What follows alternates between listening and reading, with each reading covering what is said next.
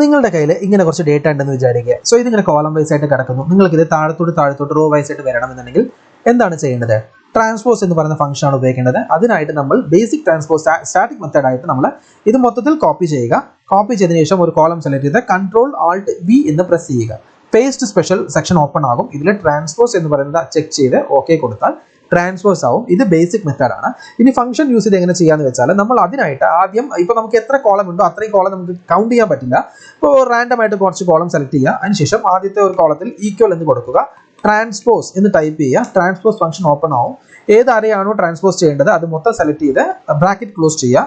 Close ചെയ്തതിനു ശേഷം Ctrl+Shift+Enter എന്ന് പ്രസ് ചെയ്യുക. ഇനി ഇതിൽ നമുക്ക് ഒരു ചേഞ്ചസും വരുത്താൻ പറ്റില്ല, കാരണം ഇത് ഒരു അരയാണ്. സോ അതിൽ നമുക്ക് ആവശ്യമുള്ളത് മാത്രം കോപ്പി ചെയ്ത് വേറെ സ്ഥലത്ത് നമ്മൾ Ctrl+Alt+V എന്ന് കൊടുക്കുക. കൊടുത്തിട്ട് വാല്യൂസ് എന്ന് കൊടുത്തിട്ട് ഓക്കെ കൊടുക്കുക. വാല്യൂ മാത്രമായിട്ട് പേസ്റ്റ് ആവുന്നതായിരിക്കും. ബൈ.